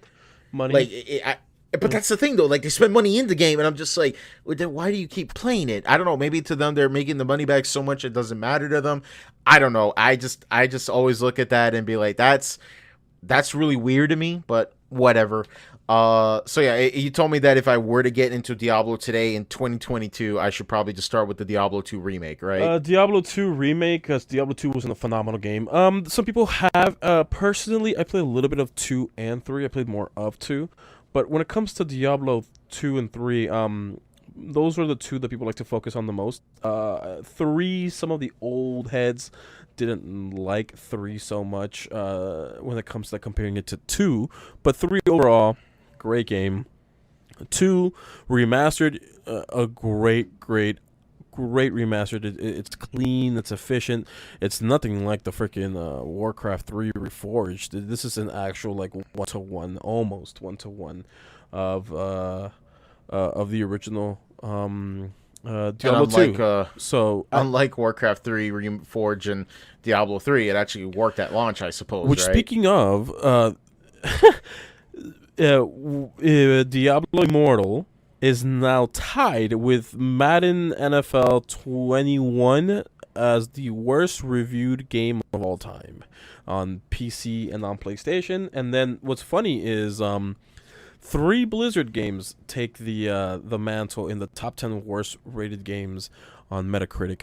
So I think that's Reforged, Immortal, and I forgot the last one. So judging by all the Blizzard games at that point, how many games has Blizzard made at that point? What do you mean in total? Like I just want to know from percentage value, like a certain amount of percentage of Blizzard games are awful according to Metacritic. Yeah, because it's the Metacritic, the user reviewed Metacritic score. How many Blizzard games are that bad? I'm not too sure, but it's in the top 3. It's in the top 10 worst games of all time. User reviews. It's such a shame too, because you know what the funny thing is about Warcraft 3, and I always remember it. I remember I actually went to a fucking Goodwill store and I saw Warcraft 3 sitting on a shelf, and I said, you know what, I'm gonna buy it, and I bought it, and it was sitting in my drawer for years and years because I never installed it. Because who the fuck still installs DVD drives on their computers nowadays, right? And I put the code in. Computer, Jesus Christ. Yours has a CD drive? It doesn't. Mine doesn't. The only reason why I got a DVD drive on my computer was because my dad was stubborn. He's like, "Nope, you still got to put a DVD drive on these bad boys." I'm like, "Dad, how do you have you considered getting an external CD drive? I was considering it. I mean, maybe for a specific situation, but I doubt it I'll ever need it anytime soon. But yeah. Anyways, though, I was sitting with because one of the things I like to do is like when I have like an old CD game, especially if it still has like a verification key or like a CD key, right. I just like to put it in and see if it still works. And it worked for Warcraft 3, and it's really weird. I'm not sure if I exactly own Warcraft 3. I think they gave me the original, but wasn't Warcraft 3 Reforged like a forced installation that if you had like the base Warcraft 3, it would automatically overwrite the original, right? I guess it would be either an overwrite or it wouldn't able to. I forgot what it was, but you couldn't access the original because of whatever nonsense they decided over there at Blizzard. And I'm like, no, players like new stuff. They don't like old stuff, so we're just gonna get rid of it completely. Especially when the new stuff is more broken than the old stuff. Mm-hmm. So I'm just like, oh, that's pretty. It's pretty gamer, bro. It's pretty cool. So yeah, I put the code in and it gave me the game for some reason.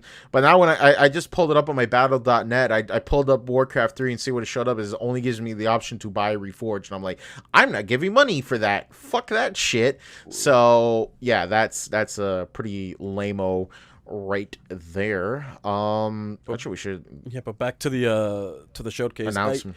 One game I did was interested in was it called Aaron Run? The Shadow Odyssey or whatever. That looks like an interesting game. When it comes to its combat, stealth mechanics, you're fighting against robots. I wonder how the combat's going to be fully fleshed out when it comes to you fighting robots, and how stealth kills and non-stealth kills are going to go. It's like Dishonored, but with robots. Yeah, I just like the fact of an open world stealth game. True. Yeah, I see that. What else we got? Let's see what else caught my eye here. We kind of jumped ahead. Let me see sorry. here. It's fine. More Elder Scrolls Online content. True. Skyrim 3.0. Don't really have much of a comment for that. We got some Fallout 76 DLC for the Pit. It was really funny because I was just not that long ago watching Up His Nut Jump's video on like all the Fallout 3 DLC, and the Pit kind of sounds interesting, but you know what? It's just the Pit, but just in Fallout 76. Right. And I still don't particularly care for Fallout 76. I like it. I might get back on it So- just for this DLC. I mean, it's fine. I respect it. I just, like I said, just didn't really care for it. Yeah, We were talking about Forza, and they showed off a collaboration with Hot Wheels. That's sort of the main crutch of why I asked people, is Forza considered like a racing sim? Because Not as a whole, because it branches out. But when it comes to Hot Wheels, this is not the first time they've done a Hot Wheels thing. no, other games have done Hot Wheels collaborations before. But Forza specifically, I think it's done once before. At least Yeah. once. Let's see. Let's just kind of speed through this a little bit. Vin Diesel traded in his car for a dinosaur. And I'm glad that he's going to be in Arc 2. So that's kind of neat. I don't know if I never played Arc. I felt like Arc kind of fell into the category of like, oh, it's like Minecraft but grittier, and you have to fight dinosaurs and shit. And I'm just like, yeah, it's not really catching my eye. Yeah, someone I know, she's very, very, very into Ark, like obsessed with Ark. The thing is, she could do what she wants, especially since she's a little bit older on age, right? She's past her 40s, and she still plays Ark from time to time. But it's still a fun game for some people. But it's mostly filled with bots at this point. That's the big problem that people have with what do you call it, with Ark at this point. There aren't no players, so. Oh, so it's a dead game. Kind of, yeah. Like, So that explains why they're making an Arc 2. and there's not much new content being added, but there's a lot to do in Ark. It's just, obviously, like we do with most games, it's much more fun when you play with other people, with friends, so on and so forth. But it's not the same. It doesn't give you the same feel, and I hope Ark 2 just is able to build more upon the legacy of Arc 1 and just make it better. Because, I mean, Arc 1's funny as hell. Building your own character, making him look like the ugliest thing known to man, that's pure comedy right there. I love it. Thickest thighs, smallest waist ever. Not even that. Thinnest legs, but the longest legs at the same time, and then a boulder as an upper body. Yeah, pretty much. Like, truly monstrosity of character design. I love it. I can't wait for Vin Diesel to look me dead in the eyes. It's like I made my character like a Dark Souls character, and it's just like, it's all about the family. True. That's what I'm looking forward to, too. Another new game that looks interesting that Marcus and me have a massive boner for is Scorn, because we just love that H.R. Geiger art. Nothing makes me feel like, I'm going to get syphilis today by just touching the walls. This is going to be amazing. That's what I'm talking about. I love that ever since it was first announced, the first showings of the game was announced, I was all on it. Yeah, dude, I just love the art, and I just like how gross, and I'm looking at it right now. It's like, this is just nasty, and I'm enjoying every minute of it. That looks really good. Flintlock, Siege of Dawn. Not gonna lie though, it kind of fell for me because it looked like some people were calling it the Xbox's God of War because the similar camera style and the similar axe weapon. I guess it's not entirely wrong. But you know, it's okay. I guess it's some nice melee combat and stuff. I just don't really have much to say to it. You know, it's just one of those games that I'm probably gonna have to play it first before I could give like any real critique, because I don't want to be unfair and just say like, oh, it's just generic, or you know? just watch on YouTube. Yeah, but I mean like the actual gameplay, not just like the gameplay reveal trailer, you know. Speaking about that, guys, Marcos predicted something. You know, when we were watching the presentation, there was a Mojang logo, and he clearly called it. It was like No, it wasn't me. It was the buddy we were on. Oh, it was a buddy? Okay, yeah. But yeah, they announced a new Minecraft. Minecraft 2.0. Basically, yeah. A block reborn, you know what I'm saying? Anyways, yeah, no, Minecraft Legends was revealed. And man, I remember when this franchise was still new when I was in high school, and like no one had no lore, there was no character and shit. It was just like, hey, asshole, go fucking punch some trees and build houses and shit. And looking at what Minecraft has become now after, you know, after after Notch left, is just kind of crazy to me. He's like, holy shit, dude. It's pretty nutty. I thought like when Telltale was already gonna make like a story based narrative game about it, I thought that was like peak of it. But no, now we got like action RPGs and shit and dungeon crawlers that are actually really good, apparently, from what people have told me. You know, it looks kind of interesting. We only got like an announcement trailer. There's some minor gameplay of it. My only gripe though is that I don't know, something about the colors looked a little bit off to me. Maybe, I don't know, maybe it could just be pre gameplay footage, like really early gameplay footage, but I don't know, something about it looked just kind of off to me. Maybe I'm just more used to like the earthier tones for a Minecraft game. But yeah, I don't know. Do you have anything else to say about Minecraft Legends, Marcos? No, but given that all the other Minecraft stuff that Microsoft has been putting on it has been quite interesting. All the add-ons, all the other stuff. I'm pretty sure Notch isn't quite enjoying how big it got ever since the Microsoft acquisition. But either way, I don't think Notch really gives a shit. Judging from his goddamn house, he's looking down. He's like, oh, good for them, I guess. well, obviously, if he were still part of the company of Mojang, he would have probably had some issues with it. But nonetheless, I'm pretty sure this game wouldn't be too crazy. And heck, I'm glad Legends exists, and I'm hoping Legends will do well, so it could introduce, funny enough, younger audiences into a much more into the genre of dungeon crawlers, into turn-based strategies, so on and so forth. So like, hey, they can enjoy other kinds of games because Minecraft did it well, and they're like, hey, maybe we could try out another game that's like it, you know? Yeah, like it's gonna help kids like get into, you know, certain genres. Like a good example is like, believe it or not, people, I didn't like Super Mario RPG as a kid. Like I didn't. I just didn't like it. I didn't get it at the time.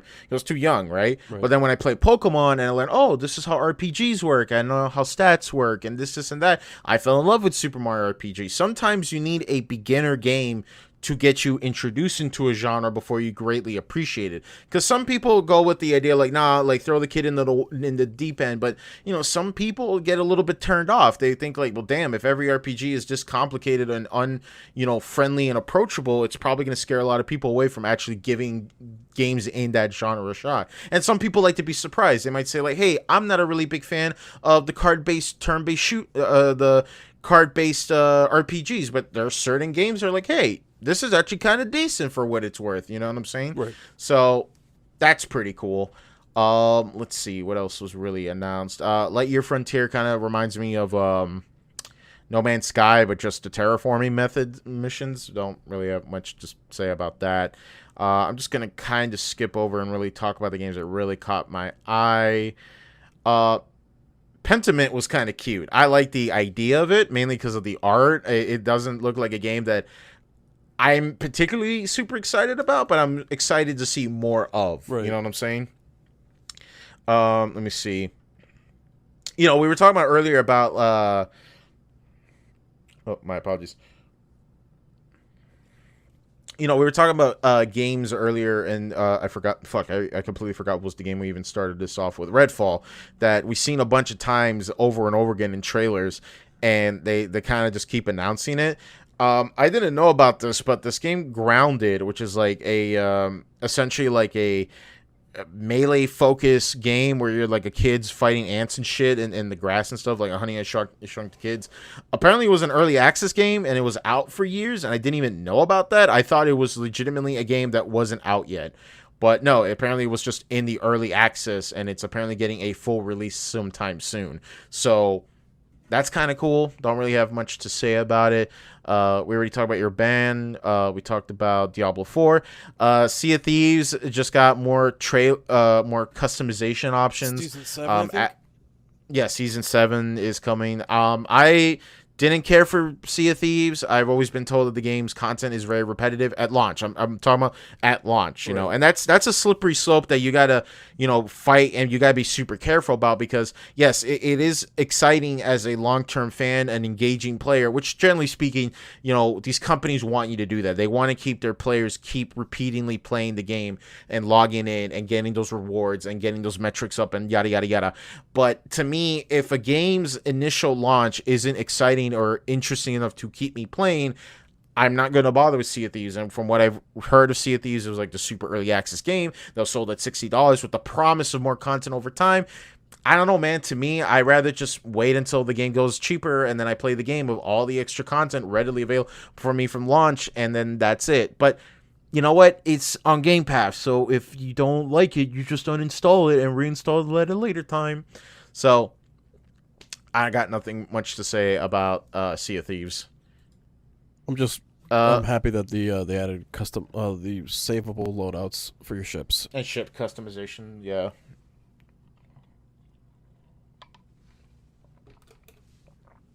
Another game that was shown off was Ravenloke. I think that's pronounced it. I think so too. I like the art. I like the idea that like everybody for the most part is like pixelated or sprite based like 3D models, but your character like stands out the most. I kind of like that a lot. It looks cute. I like the art. I like the movement. I like the idea of it. It's kind of cool. Yeah, that's all I gotta say. It just looks really neat. All right. The last three things are clearly the things we give a shit about, so let's just get this out of the way right now. Persona games announcement on the Xbox showcase. So basically, to sum it up, Persona 3 Portable, which is the later release of Persona 3 that gave you the option to play as not only as a boy character, but you also could play as a girl. And most importantly, and probably the biggest gameplay improvement that honestly though makes it really difficult to go back to playing Persona 3 on the PS2, because that was my first Persona game. I bought it for the PS3 back in the day, and this was back when I was in high school and I had all the time in the world. I was really going to get into this game, but yada yada yada. Persona 3 Portable lets you play as a female MC of your choice, and the most important thing is though you can actually select the moves that your teammates do. Yeah, believe it or not, this was an RPG that had a party-based system, but your party members do whatever move they felt like it at the time. And nothing sucked more was when your character has like an ability that is stronger or could cause a weakness or use an attack that's super effective against an enemy, and then they try to charm them for some fucking reason. It's like, Mitsuru, please stop using marketing. I need you to fucking use Bufu already. The shit is not helping. I might be wrong on that one. It's been years since I played Persona 3. But yeah, Persona 3 Portable is coming to PC. And Persona 4 Golden is also coming to Game Pass and PC, but that's already been released on Steam a long time ago. And most importantly, Persona 5 is leaving the PlayStation jail. It is finally on PC, and I regret buying it, Persona 5 Royal on PS4. I don't know why I bought it. I bought it because I thought, fuck it, I might as well give this game a shot in one day of my life, and I'll get around to playing it. But yeah, Persona 5 is finally coming to PC. I'm happy. That's dope as shit. I wish more of the SMT games got released on PC. We already got like oh my god, what was that one SMT game that had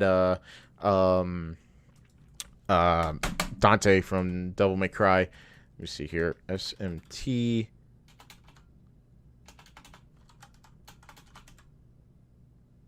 Shin Megami Tensei 3 Nocturne. Yeah, that was a really weird game that just got randomly ported to the PC, but fuck it, I'm happy. I just don't like the fact that they charge money for DLC for a PS2 game, but whatever. It's fucking stupid, but whatever. Yeah, that was a pretty damn cool announcement in my opinion. I think I still find it funny that you're trying to find any way that you can to make sure that any hope you try to reach out for hope out there to really, really, really make sure that you don't want to have to get a PS5 ever again, because like a bunch of these games are coming to PC anyways. So I find that funny. That being said, I wonder what else is going to be coming out on PC when it comes to when it comes to a bunch of these PS5 games or PlayStation games coming out on PC. I want to know if it's profitable having God of War 4 on the Steam being able to be sold on Steam. I haven't seen the game analytics on it, like the amount of people on it or uh, concurrent players, peaks and stuff. Like I want to know if, like, this isn't like an actual like pure profit print money type of thing for Sony. I think so. Because Sony is still doing it. That's the point. I mean, it's still in its first phases. It's not like, but like, think of it like this, dude. Like, Sony there's no like loss at that point. Yes, there's probably some development costs and things like that to make it work on certain people's rigs, but Sony and Microsoft both know that, like, hey, this is just nothing but we gain money at this point. Our fan base and our players are still going to buy PlayStation consoles, especially if they want to play these games at launch. So why not just make the money? And besides, Marcos, like, nowadays game companies don't give a shit how much consoles they sell, because that's not what's making them money. If anything, it makes them lose money, right?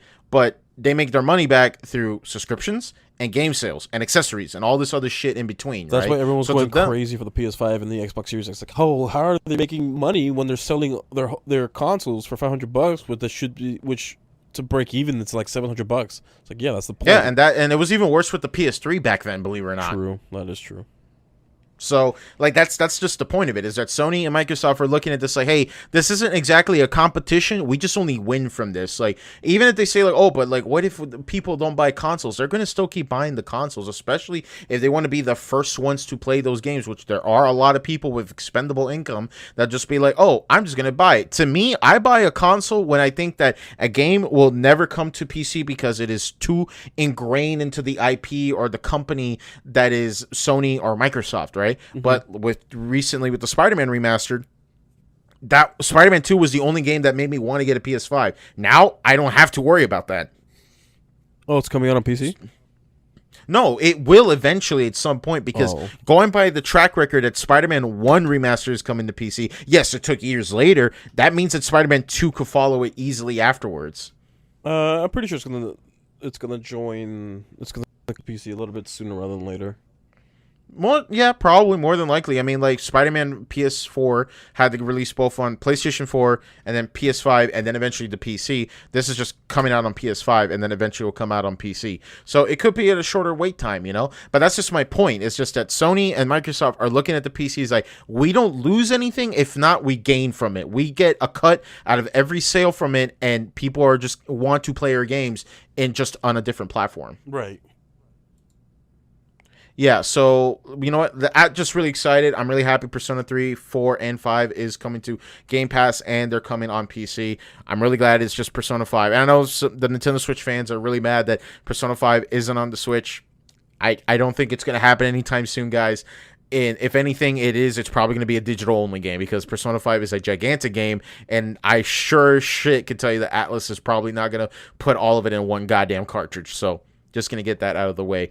And one of the cool things they showed off was my boy Hideo Kojima got on, and he said he's working on a game project. It's going to be the greatest shit you've ever seen and nothing ever done in gaming before. Basically, Kojima's MO, we didn't see a fucking game. It is not a Metal Gear property for all we know, and it can't because he doesn't own the rights, unfortunately, anymore. Yeah. But, oh well. That's the second time I've seen Kojima in a fucking Xbox presentation. And to be fair, though, the last time we did get Metal Gear Rising at the end, so expect some hot shit. That being said, how I started off the episode with regards to the PC gaming showcase showcase live stream. It's already finished at this point, but they've announced a lot of games actually. But it's quite a lot. Some of the stuff are just developer updates. A lot of stuff coming out this year as an early access launch or a full game, or things coming out next year. They showed a couple footages from both. Actually not both. Just from the Summer Game Fest and the Xbox thing, and they just reshowed it here. But everything seems mostly like almost like an indie type of thing. But it was. Holy shit! They showed off a new trailer for System Shock. Yeah. Oh, dude, I was worried that they were never gonna make this game again. Killing Floor 2 Title Terrors expansion trailer was shown. I think there was just one more thing I was interested in. Half-Life was shown again. The mod trailer. The levitation mod trailer. Oh yeah, I see what you mean. This one thing, Stormgate. That's what it was. That and Warhammer. Well, yeah, I just looking through the article right now, and like, yeah, there's some things here, but I'm just really excited for it because lately I'm kind of in the System Shock mood.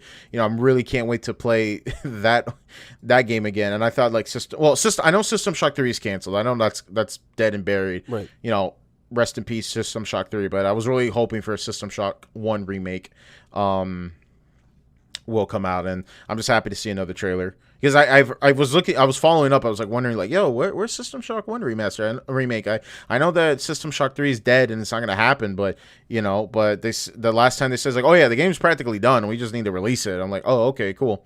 So yeah, let's just wrap up this episode real quick and let's quickly talk about Starfield. Our boy Toddy Howard came on and he said, hey guys, I'm back. You know, after selling my 20th copy of Skyrim again to a fucking Brazilian game console, we finally have some gameplay reveal for Starfield. And all I can say is it looks kind of cool.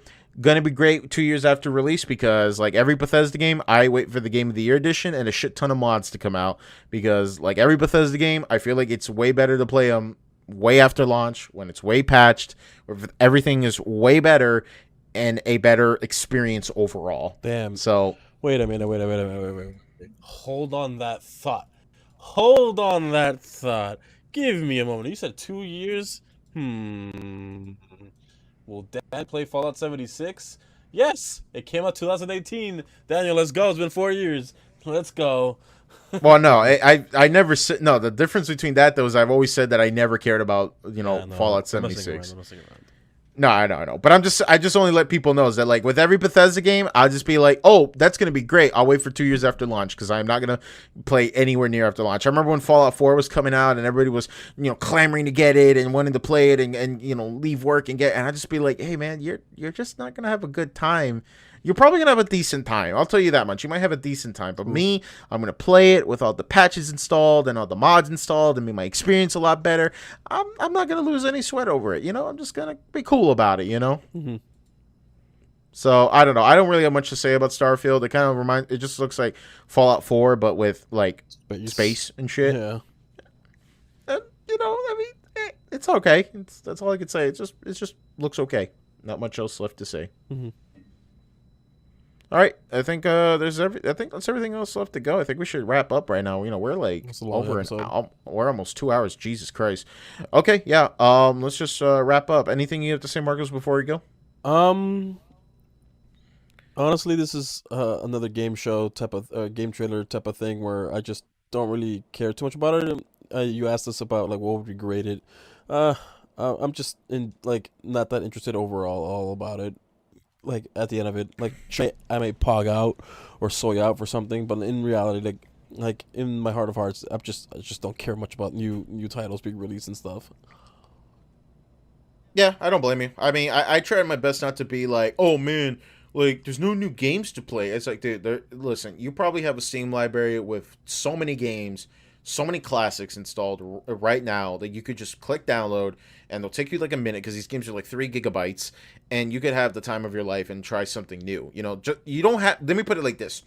You don't have to play something new to experience something new. You could play an older game and experience something new out of it. So I'm not one to be like, I need to play all the newer games. I've always been the kind of cat that's like, I'm going to play a game, probably 2 years after launch and tell you, yep, it's a great game now. I just haven't played it at launch. Mm-hmm. But yeah, I think we should wrap it all. I think you guys have been great listening to us for over almost 2 hours now, and we should definitely wrap. Thank you so much for watching and listening to the DKM podcast. We greatly appreciate it. If you haven't yet, feel free to subscribe to our YouTube channel. As you guys also know, you could listen to us on Spotify, Google Podcasts, and Anchor. If you'd like to join our community, we have a Discord link in the description below or wherever you're listening to this.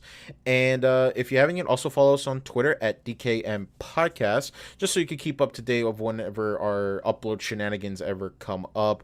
And I think that's about it, and that's all we got to say. Thank you for watching and listening. You guys have a wonderful night. Take care. Until next time. See ya.